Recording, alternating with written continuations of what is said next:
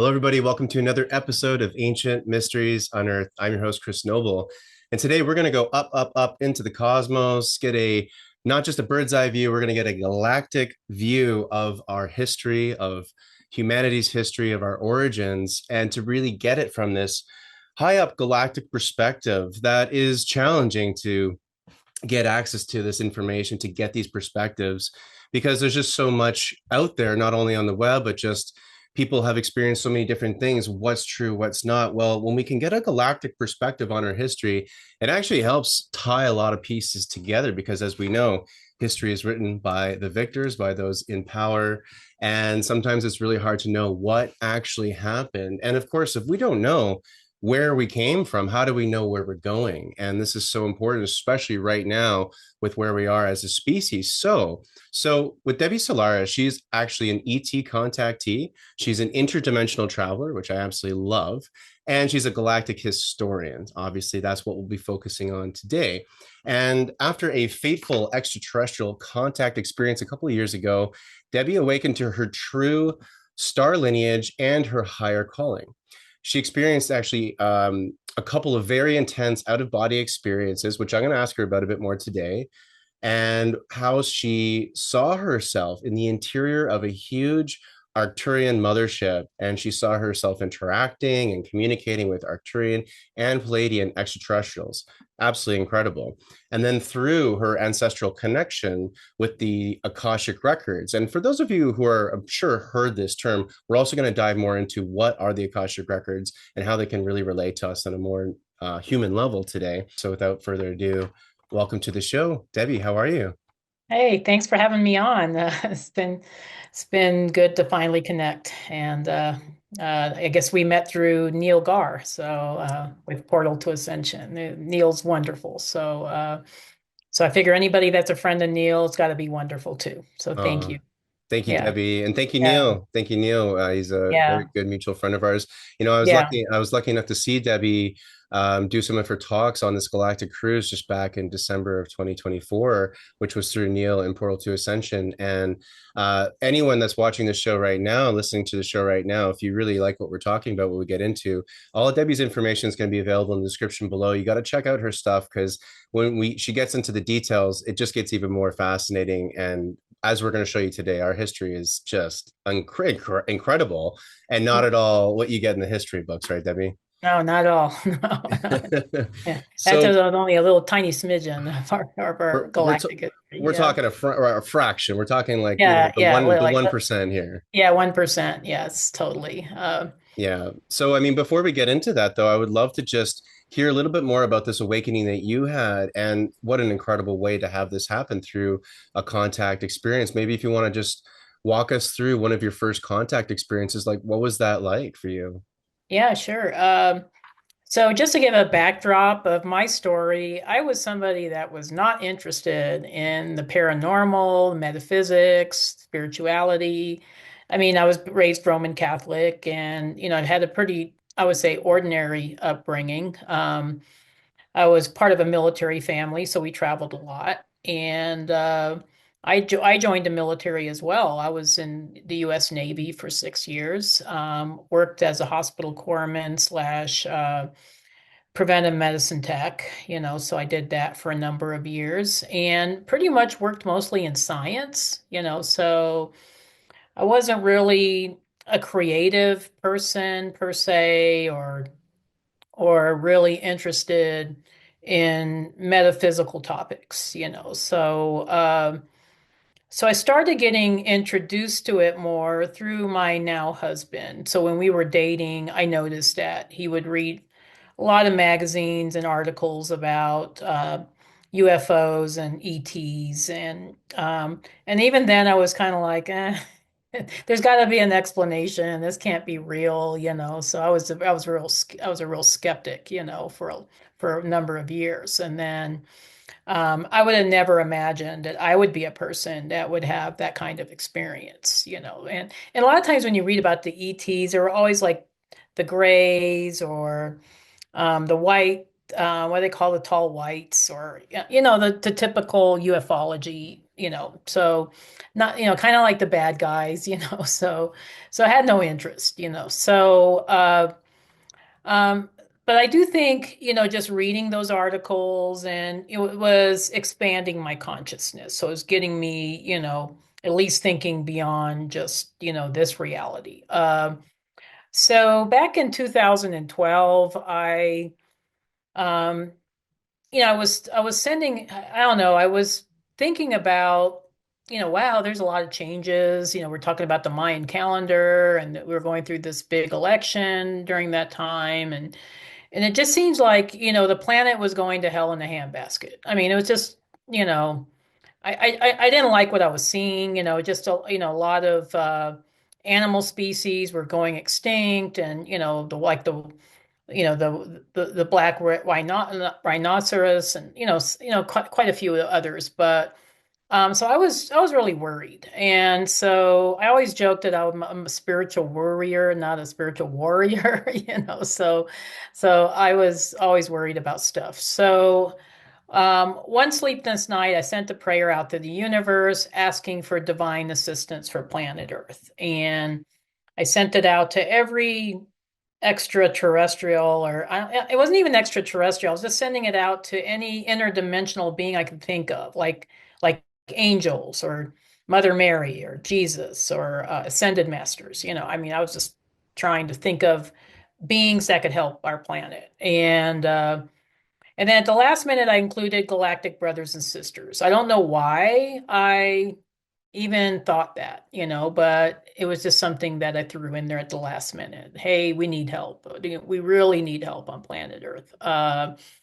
And so a couple of weeks went by after my big prayer. I forgot all about the prayer, didn't even think about it again. And then, so this was like back in May of 2012. And then at some point, I went to sleep one night and my husband and I were going through this transition where we're really solidifying our relationship and we were moving in together. Um, and so we picked this location between the two cities we lived in. So he lived in Denver, I lived in Colorado Springs, so we were moving to Castle Rock. And um, so I was going to bed one night. This was kind of in transition to our move. And so I went to sleep, and then when I came to consciousness, I was in a different reality. And I knew immediately it wasn't a dream because it was just too real. So when you're in the higher dimensional realms, reality is very hyper real. Like, it's hard to describe unless you've experienced it yourself, but it's not like a lucid dream where things are still kind of hazy and, vague. This was details were super sharp. You could see auras around things. Colors were brilliant. I mean, you just don't see reality like that even in 3D, So I was kind of in this reality and I was looking around and it looked like I was in some sort of a spacecraft or a ship, but it didn't look metallic. It was kind of like its own consciousness. It was maybe comprised of light and plasma-like material. So it had its own consciousness. It seemed like it was very organic, like it would shift and change as needed. And I've never seen a ship like that. I couldn't even imagine a ship like that. It was just something I could not have imagined. So I noticed the ship was kind of guiding me. I don't know how it was guiding me, but it was kind of guiding me towards a specific space. So I kind of followed along and I found myself in this large room. And on the other side of the room were like four or five extraterrestrial beings. And I knew right away they were extraterrestrial. There was no way there was humans that looked like that. They had humongous auras. As a matter of fact, their auras were so bright, I couldn't even see them directly at first. It was just like you just see all this light and color, and you saw like some shapes, but then as I got used to the frequency that they were emitting, I started realizing, yeah, they don't look like they're from here. They look like aliens. But and then I was trying to figure out like how do I talk to them? Like do they understand me? And then as I was thinking up questions in my head, they were answering me in telepathy. So they were picking up on my thoughts. And so I asked them, the usual questions like, who are you? What is this? Where am I? Why am I here? You know. So these beings, they told me they were Arcturians from Arcturus. And a lot of us, I think, since the last decade or so, know what Arcturians are, but during that time, I had no idea. And they told me that they were from the star system of Arcturus in the constellation of Bodes. And they had this big, like, holographic sphere that we were in that they were kind of like showing where Arcturus was located in the galaxy. And it felt really real, like you could see, the star system and the planets. And so I was pretty amazed. And then I asked, well, where are we? What is this? And they said, this is our mothership. And they told me where it was located. They said it was in our solar system. And it was in the space between the asteroid belt and Jupiter. And I was like, okay, at least it's not that far, still far, but not that far. And they told me that the reason why they brought me up was because they heard my prayer. And I was like, wow, you actually heard that prayer? It was like, um, and they said they were impressed, that they felt like I was ready. They felt like that I was ready to know who I truly was and why I was on Earth. And I had a lot of questions about Earth, like why are things so messed up? Why is there so much suffering? What is religion? What's politics? What is this stuff that we're dealing with? And they kept telling me that Earth was in a dimensional realm that was an illusion. So they kept using the word illusion. And I was just like, what do you mean illusion? Everything looks real. You can feel things, in the 3D. And so I didn't quite understand what they meant by illusion, but now I understand it more. But they also told me mostly about just how everything is artificial in the 3D. It's not really a true reality.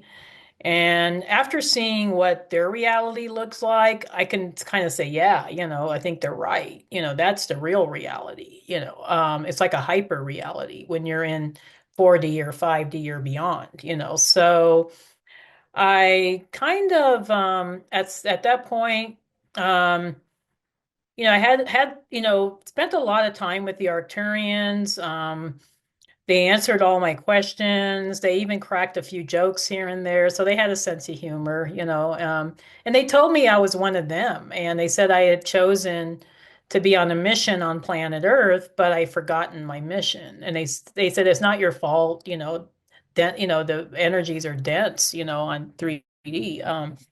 And so they said we want to remind you, that you're here on a mission. And that blew my mind because I was just like, I can't even believe I'm connected with these beings, like why would they have interest in me? Because I'm a nobody. I told them that I'm a nobody. Why would you have me here? Why not my husband who's been following UFOs, since childhood, but who knows, I get that question a lot from people, like why do certain people get to visit, ETs and others don't? And I don't have an answer for that. The only thing I could think of is I think they want to see that you're willing to be of service to others.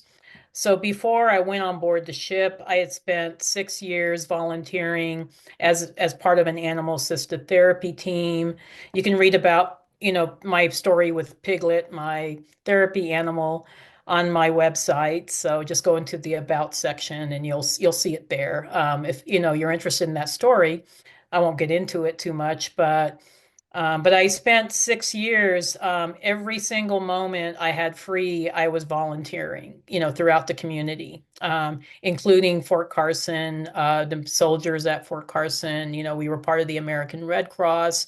So I think part of it is they like to see, are you willing to really be of service? Um, and I tell people that, so that's the only thing I can think of. They did show me around the ship. I saw technology I could never even imagine in a million years. I mean, it was just amazing. It was beyond description and comprehension, some of the things I saw. And I noticed the ship was huge. It was so huge, it was like a city sized. It was huge. There was hundreds of beings on this ship.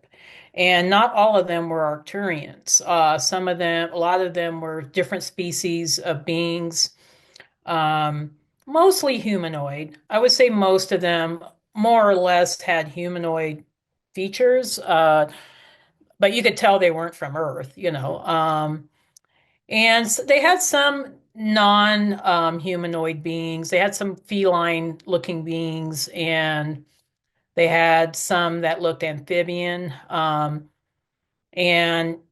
at the time, I also interacted with Pleiadian beings. So they were helping me in the atrium when I was trying to go on the light shaft and was kept getting thrown off. And that was pretty much my experience. And then I woke up, and I was back in my bed, and I knew at that point something extraordinary had happened. I knew it was like a real experience. I knew that my life had changed. I was not the same person, and that I was never going to be the same after that. And of course, the first person I told was my husband, so I told him what happened. He thought it was a crazy dream at first, but then he was like, okay, maybe there is. I mean, because I've been telling this story now for over a decade, so I think he now knows that, something had happened, because one of the things he noticed was that my personality completely changed. Like I was no longer fearful. I was no longer depressed all the time. I had a purpose, um, so it felt like, things had really improved. It was a long journey, though. I mean, it wasn't easy.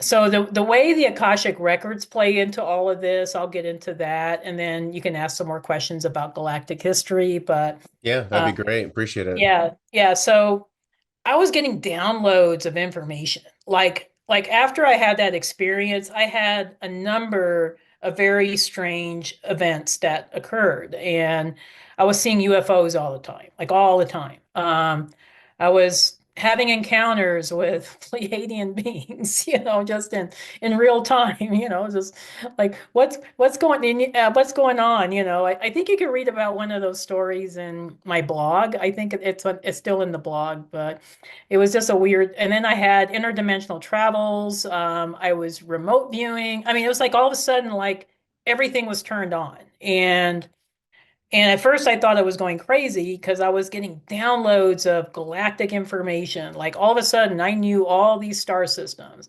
I knew the races that were associated with these star systems. I knew their history. I knew their culture. Um, I knew everything. And it was like, how did I learn all this overnight? And so I was thinking, was I making this up? I mean, it's weird, weird stuff, but so this started me on this whole journey of self-discovery, where I was trying to discover what's real, what's not real. I did a lot of research, read a lot of books, took a lot of spiritual classes. I live in Colorado, so we have a lot of spiritual offerings here. Colorado is one of the most progressive states when it comes to spirituality and metaphysics. So I felt very fortunate to live here. And this all led me to taking classes. And I was taking a local Reiki class. I took classes in everything. I mean, it didn't matter what it was. It was like if it's Native American medicine, I was taking a class in that. If it was crystal healing, I was taking a class in that. I didn't care. I was like a sponge, So I started taking Reiki classes in my hometown of Castle Rock, and I was talking to my Reiki teacher about my experiences. I said, I'm getting downloads. I don't know where this stuff is coming from. And she said, I think they're coming from the Akashic Records. I think you're tuning in. And I said, what is the Akashic Records? And she explained it to me. And I was like, I gotta, wow, that's amazing. And then she says, I teach classes on how to read the records. And I said, are you serious? I said, I gotta sign up for that class, you know? So that's kind of started my whole journey with Akashic Records was, I finally learned how to read them at will rather than just getting, random downloads. And even after there was, I think she taught like 3 levels, and even after level 1, I was starting to realize, wow, I have a gift for this. I can help some people. So I was still working my 3D job. I worked for public health department in Colorado Springs for a number of years, but I was doing readings on the side. And at first, it was kind of like a hobby, okay, this is a cute way to make a little extra cash and just help some people out, and then it just got bigger and bigger. And then I was, at the same time, I was invited to speak at various venues about galactic history, particularly University of Colorado in Boulder, So yeah, I got invited to speak there. That was like my very first presentation. One last thing on the Akashic Records, I've always been really curious is when you're sending, let's say, as kind of sending your consciousness there, essentially. Hmm. It let's say if there is a location to for our audience right now, just to help a Yeah. little bit with the description, if there is a location, it's a higher dimensional or an other dimensional location where this Akashic Records is. And roughly what I've heard from other people like Edgar Casey and other people that access this database essentially Hmm. is that it's almost like you're going to a library of sorts in another dimension. Is that how you would describe it, kind of? Or what's your Yeah. feeling on that? Yeah, I think people see it in different ways, so I think it's just based on maybe your frame of reference. Honestly don't see it like a library. I see it more like crystalline structures, and I see like the Akashic guides. And usually for me, the Akashic guides look very Arcturian. I think a lot of them are probably keepers of the records, because they were the ones that were processing souls after death, so they have you know, that Stargate that is the Stargate of souls. That's basically what Arcturus is known for. But the way I see it is I'm accessing like I don't know, the easiest way I can describe it is like a crystal, like I'm tuning into somebody's crystal that contains all their information. And then I'm tuning into that, and then it kind of opens up and it plays like a movie. So for me, I'm very clairvoyant. I see things really well through my third eye. So I see it like a movie. But I also get messages from the guide, so it's very clairaudient. I sometimes will smell smells. I will hear music. I will feel feelings. Like a lot of times, I will feel my clients' feelings, what they were experiencing during that period of time that I'm looking at. So that's why Akashic Records readings can be pretty exhausting, because all your clear senses are totally online, So, I mean, if you want to do the reading correctly, so if you're really wanting to tune in and get as much information as possible, um, so I see it like a movie, so I'm seeing their story from the beginning, what lives did they have, what star systems were they in, so and a lot of times I pick up information about, like, sometimes I'll look in somebody's records and I was like, wow, I never saw this before, never knew this about a certain star system, or I never knew this is the reason why they did things this way, or you get some little snippet of information that's like, you kind of tuck it away, like, oh, okay. And a lot of times the reason why they're showing it is because it's relevant to the client. There's something about that is relevant to the client or maybe even relevant to me. I don't know. And so I'll share a lot of times what I see to the client. And sometimes I get random information that's just like, why am I seeing this? For instance, I did a reading for somebody yesterday, and he was an older gentleman in his 70s, and I kept seeing horses. I kept seeing horses. And so I told him, I think you had some past lives taking care of horses. And then he's like, oh my God. He said, I can't believe you picked that up. He said, I've been taking care of I've been raising and breeding horses for a number of years, even in this lifetime. So sometimes you'll see random things like that, for instance, another example is uh, a client of mine was asking me why her husband loves griffins. And I looked in the records and I said, his family crest has a griffin on it. And sure enough, we looked it up. We looked up his last name, and sure enough, there was a griffin on his family crest.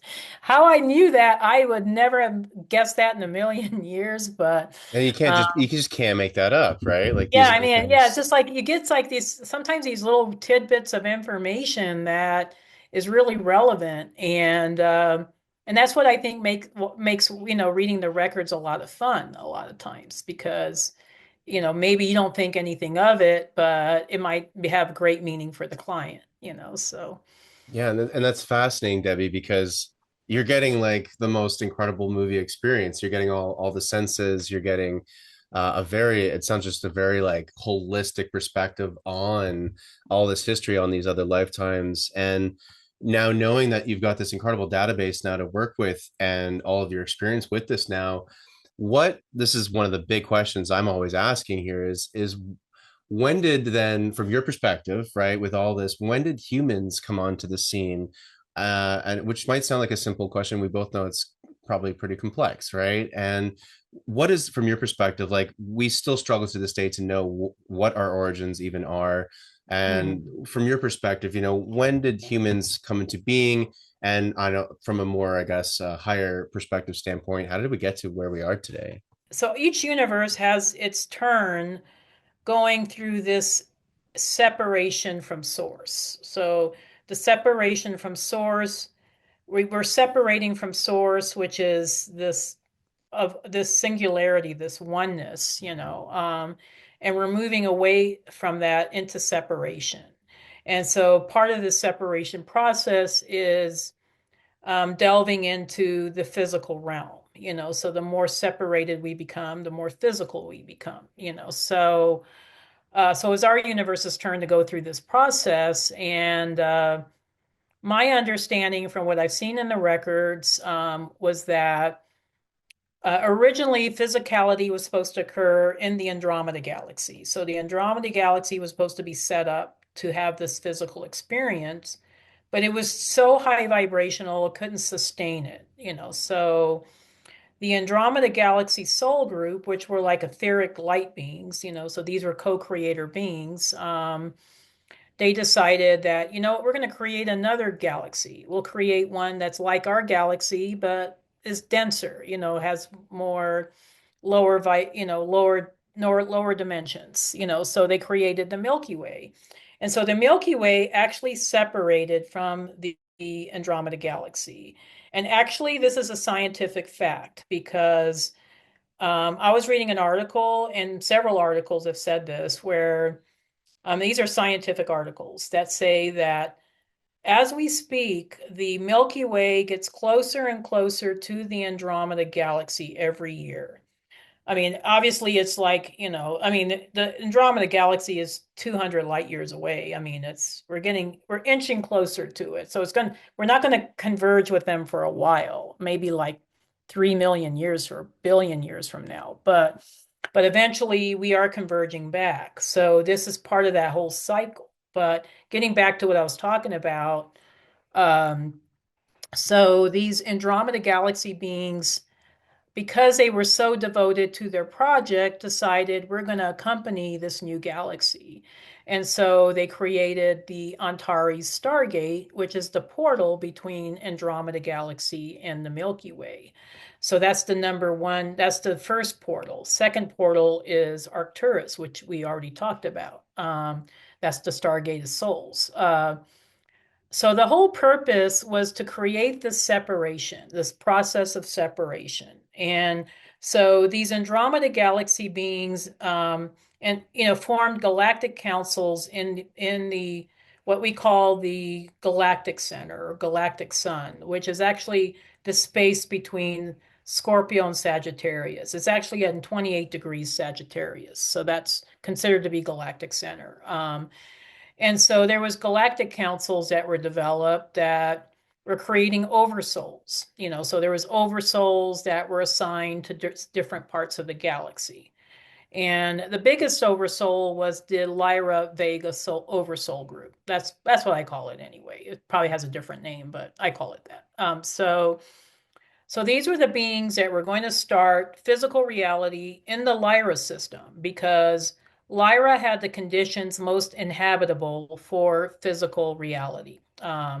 Even today, most of our inhabitable exoplanets are in the Lyra constellation. So there's quite a few, like in Proxima Centauri, and I mean, there's other, random ones here and there, but I would say at least 5 of the 10 most inhabitable exoplanets are still in the Lyra system. So obviously it was pretty nice to have planets there. And so they created these physical planets and they invited in these felines from a different universe. So there was these etheric feline beings.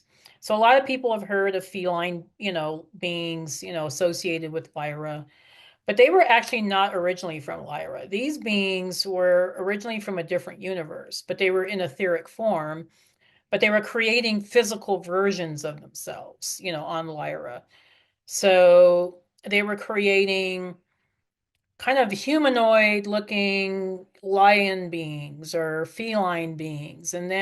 But they were kept ascending too quickly. So then they started creating more physical versions of themselves. And then they were mixing with avian genetics and simian genetics, and they created a humanoid being that we now know as humans. So they created not just one, but 2 human races because they wanted representations of pretty much the most basic template of the splitting of source, which is the mother goddess consciousness and the father god consciousness. So the first race that was developed was what I call the Vegan race, the Vega race. So these were the blue-skinned humans that were representing mother goddess consciousness. So these were the humans that were higher dimensional humans, but these were the humans that the Vedic texts were talking about in India. So these beings were visiting Earth way back when.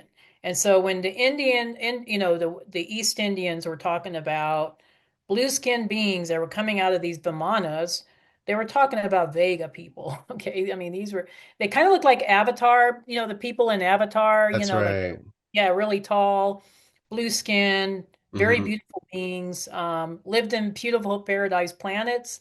I mean, that's what Avatar was about. I mean, it was about Lyra pretty much.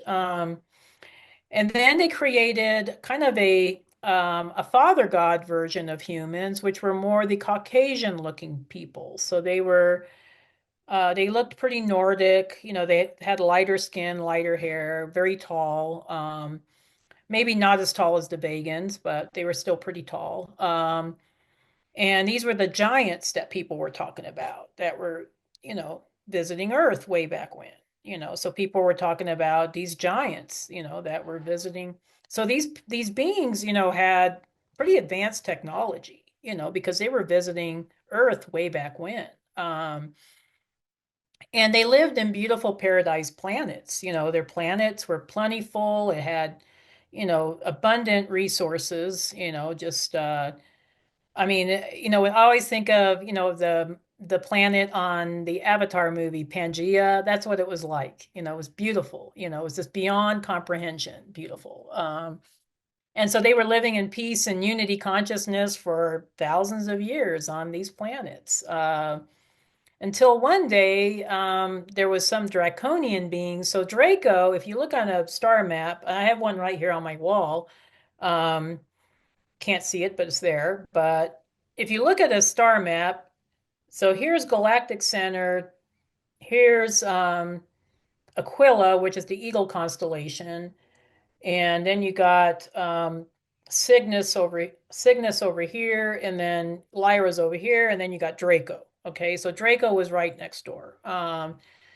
So you got these beings that were reptilian beings that were service to self beings, and they were kicked out of their universe. That was something else I saw in the records. So I didn't know, where did reptilians come from? Oh, they came from another universe too. They got kicked out, of their universe. So they were pissed. I didn't know that was a thing. You can get kicked out of a universe.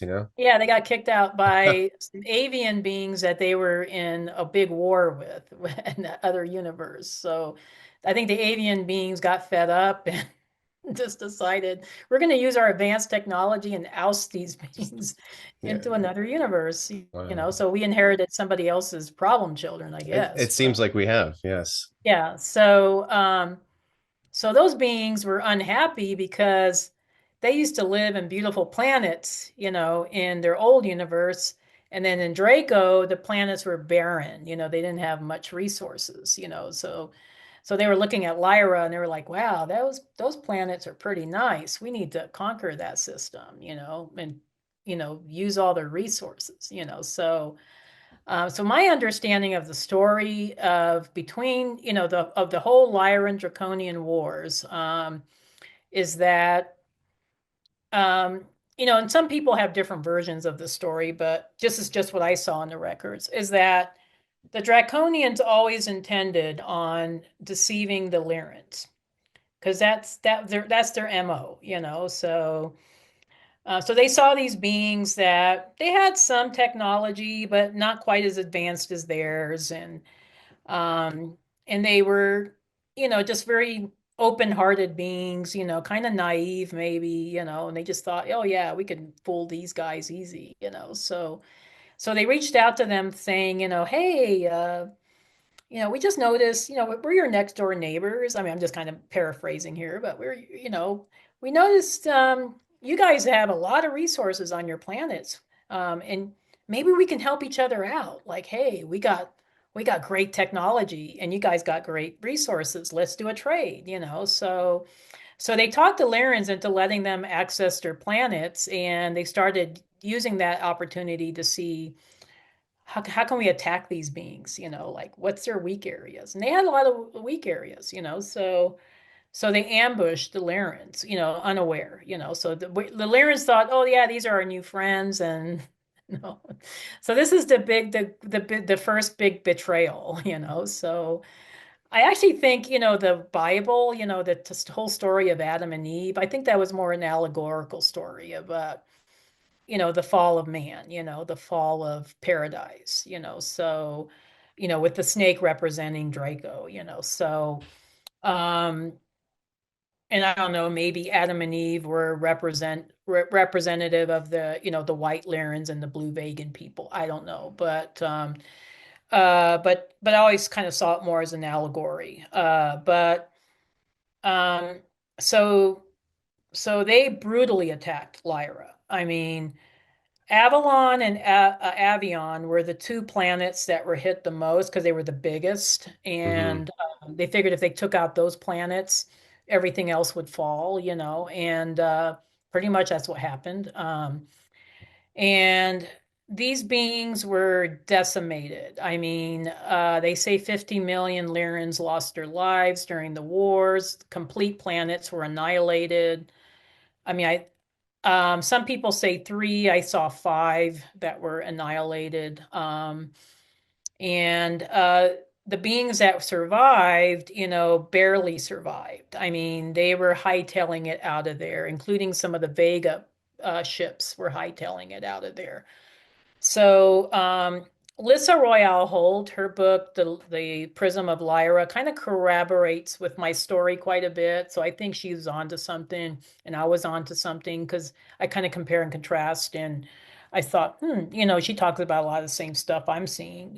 So, um, And it just sounds quickly, Debbie, like it just sounds like Star Wars, for lack of a better pop I know culture it is. It is reference, the whole isn't it? story of, yeah, it's like the whole hero's journey, right? You go through a fall, and everything's lost. But and even just the details of these planets being decimated, populations annihilated, and some species just maybe having a couple thousand, if that, escape for the Yeah. remnants of their species, trying to make it a fresh start on a new planet And elsewhere, new planets. Yeah, there were just right? so this is what caused the spread of these beings was the wars. Okay. So so a lot of the Vega ships headed towards Sirius and Orion, and then a lot of the White Lyran ships headed towards Pleiades and Andromeda. Obviously, there was more other systems too, but that's just kind of a simplification. Uh, and a lot of them intermixed. Like for instance, in Sirius, there was Vega and Lyran people intermixing and marrying each other and having babies, and so that was our first mixed race people. And Syrians had light blue skin for that reason. Very intelligent race of people. Pleiadians. They were a beautiful group of people. So they developed very beautiful star systems. Arcturus was kind of like its own consciousness. So Arcturian star seeds are a little different. Like we're kind of like I consider myself an Arcturian star seed. I think that's my origination point, although I know I've been in a lot of systems. I've That's why I know all the stories. Uh, but we're kind of like our own consciousness because we're kind of like the guardians of the galaxy. Like we had to be the overseers. So we weren't a descendant of the Lyran, refugees like quite a few other races were, but there was a lot of them that ended up in Orion. Speaking of Star Wars, Orion was like, I think Star Wars is like a thinly veiled version of the Orion Wars, because when I was looking at Orion, I was like, yeah, they had an empire. So the outlier stars of Orion was all like the Draconian Empire, and then the belt stars was all like the resistance fighters. Yep. So Yep. those are the people that were just like, no, we want our self-sovereignty. We're not going to succumb to the empire. So there's a whole story in Orion. And This then is Orion kind of led to the Earth story. Okay, so okay. Okay. I'll finish it up with Earth, and then I'll let you ask some more questions. So Orion was they were in conflict and wars for millions of years because it was kind of like a melting pot. So you had all kinds of different beings that were living in this one system, and it's a pretty big system. So they had reptilians that were living there, that had reptilian outposts in Rigel, Bellatrix, and Betelgeuse. They had insectoid beings, they had gray aliens, tall grays, they had amphibian beings. They had all kinds of beings. Okay, so I always kind of jokingly refer to the cantina scene in the original Star Wars movie. Like that was what Orion was like. It was just like a whole mix of beings, including humans. But a lot of the Vega and Lyran refugees ended up there too, mostly in the belt stars. So that's where they kind of inhabited. But so they were in war for millennia, and then they called in help from the Galactic Federation. So they were, so these resistance fighters knew they were outnumbered, and they were just like, we need some help. Let's call on our benevolent brothers and sisters. And so eventually they did achieve unity consciousness in Orion. It took a very, very long time, but they did achieve it. So some of the Orion factions, the negative Orion factions, didn't want to be assimilated into this light consciousness. So they were looking for new worlds to conquer. And so they came to our solar system because we have some nice planets. There used to be a planet between Jupiter and Mars called Maldek. And so they were inhabiting Maldek. And they went into a civil war. Maldek got destroyed. It's now the asteroid belt. They started inhabiting Mars. I don't know. They didn't stay on Mars. And then they were checking out Earth. Oh, Earth is much nicer than Mars. Let's go to that place. So there was already civilizations and ET extraterrestrial colonization on planet Earth. And so there was um, two civilizations that were big during this time. That was Lemuria in the Pacific and Atlantis in the Atlantic Ocean. And so they decided to infiltrate Atlantis and created a war between Lemuria and Atlantis. So we see the same themes over and over and over again, you know. So Lemuria fell, then eventually Atlantis fell, and then Egypt started. Egypt was kind of the converging of these two civilizations, and then we kind of went on from there. So that's pretty much galactic history in a nutshell. Um, so our genetics here on planet Earth, we're just kind of like a compilation of at least 22 different star races of beings. And so that's why we have so much diversity on this planet. You know, why, I mean, even the animals, we have so much diversity of animals. Their DNA came from other places, and plants, and even crystals and rocks. I mean, a lot of the DNA came from other planets that were seeded here, from these ET colonists that were coming here even long before Atlantis. So we're kind of like considered to be kind of like the last experiment, like let's see if we can get all this genetics together, mix it all up in one little planet and see what comes out of it. And so that's why we have so many different consciousness mindsets. Like some people are very much in the 3D, they just can't seem to wrap their mind around, or some people are really, very dark oriented. Others are very light oriented. So we got this duality consciousness here like you could never even imagine. And it's this big last experience of, okay, this is the densest reality in the galaxy. Let's see what happens. Let's see if we can make this place ascend. And actually, compared to other star systems, we are probably moving through ascension a lot faster. So I told you how it took Orion millions and millions of years. Now we're in a period where we're kind of rapidly evolving, at this point. So this has been not seen in other systems before this. And I think it's because we're kind of like galactic, mutts, or we're kind of a mix. So we've taken the best and the worst of all these different star DNA and star race DNA,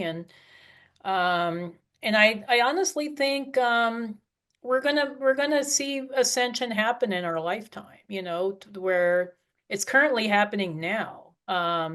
I just think we have a lot of humans here that are unable to awaken, or don't, or maybe have chosen not to.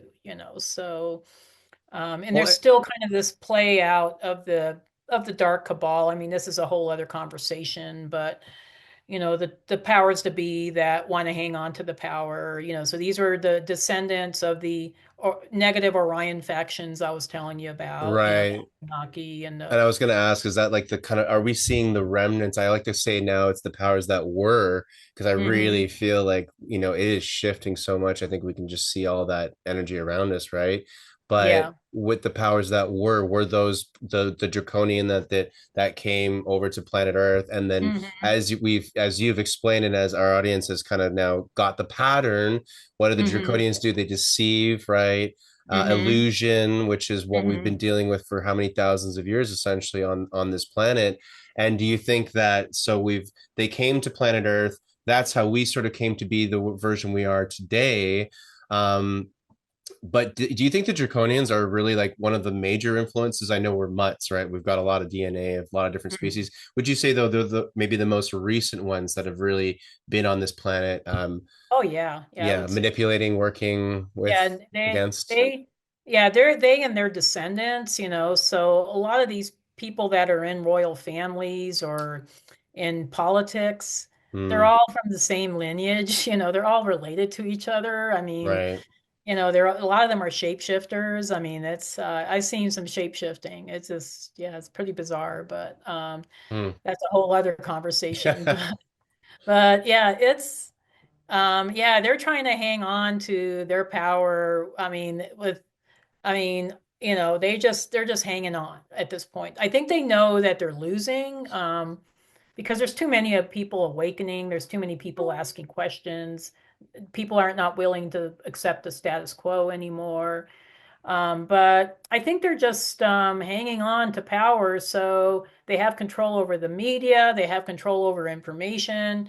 So they're kind of running the narrative right now, but it's a false narrative. It's not really reality, and but people see it, they see it online, they see it on TV, they believe it, so The for that illusion, right? Again. illusion, yeah. So they're masters of illusion. They're masters of deception. They've been deceiving people ever since the Lyra days, so they're trying to make us think that we're free, but we're actually been indentured servants or slaves for decades, if not hundreds of years, but that system is crumbling because there's the light beings or the white hats, if you want to call it that, that are changing things behind the scenes. It's just that you don't hear about it because, again, the dark cabal has control over the media. So you're going to hear what they want you to hear rather than what's the truth. So what do you see for what do you see for the future? What do you hope for the future? Oh, that's a great question and a great ending to this episode. But yeah, I would say I think there's a lot of us awakening right now. A lot of us have chosen to be here. So I always hear from Starseeds like, "Oh, I don't want to be here. I hate it here." And I say, "Well, you chose to be here. You wanted to be here. You wouldn't be here if you didn't want to be here. So man up and or woman up and do your Starseed mission, so we can get out of here faster." Okay. So um so we all chose to be here because this is a monumental time of history. This is the apex life that we've all been waiting for thousands of years to happen. So we're seeing the movement, out of the Pisces age into the age of Aquarius, which is considered to be the golden age. And what we're going to see is the crumbling of old systems. We're going to see new monetary systems put into place, new extraterrestrial technologies being available to everybody. We're going to see equal distribution of wealth, which I do believe is going to happen. When, I don't know, but hopefully soon. Who knows? But we're also going to have contact with extraterrestrial beings where everybody's going to know about it. So everybody's going to know that we were visited by a race of people from Alpha Centauri or from Venus or from Sirius or some other system, So it's not going to be hidden hush hush anymore. And I think that's going to happen probably relatively quickly. I want to say the message I keep getting in the records is between 2028 and 2032. I mean, that timeline can change. I mean, because we always just see probabilities, but that's just around the corner, I mean, so I do think we're going to have contact, and we're going to finally become part of the greater galactic family at this point. So Earth is not going to be kind of isolated and sequestered into this little bubble anymore. We're going to see expansion of technology like you would not believe. The question is, are we going to use this technology for good or are we going to use it for evil? So but I did see in the records that a lot of timelines have shifted and changed. So this apocalyptic timeline that Nostradamus was talking about, that timeline has shifted. That is no longer going to happen. So, and I think it's because all of us that are here, all of us star seeds and light workers, that you like yourself, you're out there sharing the truth. I'm trying to share my own version of the truth. So we're just doing our best to get people aligned and get people back on track to becoming returning to their galactic roots. So that's how I see it. Well, as you experience going from one very specific perspective to a very different one, Yeah. it can be a lot. And so again, people watching and listening, check out Debbie's work and all of her. I mean, so many videos, so much amazing content, so much history, so much spiritual wisdom. Debbie, where can people best find you, best connect with you? Of course, we'll have all the links in the description below, everybody, Oh, but totally. whereabouts, Debbie, can we find I you? would say best place is my website, debbiesolaris.com, just like you see on the screen here. Just debbiesolaris.com. And you can also find me on Instagram and YouTube uh, and Facebook. I still have a presence on Facebook, um, and that's yeah. So you see me on your social media. If you are a Gaia subscriber, you can look up my episodes on Gaia. I think there's like 13 or 14 of them now. So Yeah, I checked you out on Gaia there. I think you're over 10 for sure. You got a yeah, lot of yeah, I think good it was stuff at there. least a dozen, if not more. But I think I did a couple of episodes on Deep Space with Sid Goldberg. So yeah, so Great just show. check me out there too. So and of course, my website. I do events, so I'm not doing as many this year as I did last year, but I will be in LA in August, and then in Sedona also in August, and then I'll be in Mexico in December. So, and a lot of online stuff too. So, Beautiful. yeah. Beautiful. Well, again, thanks, Debbie. And yeah, so everyone watching, listening, check out Debbie's work and just link up with her if you want to get to know more or attend any for workshops, events, all that good stuff. And Debbie, thank you so much for coming on Thank you the for show having today. me. It was great to reconnect with you. Likewise, likewise. So everyone, thank you very much for watching another episode of Ancient Mysteries Unearthed. And until next time, much love. Thank you.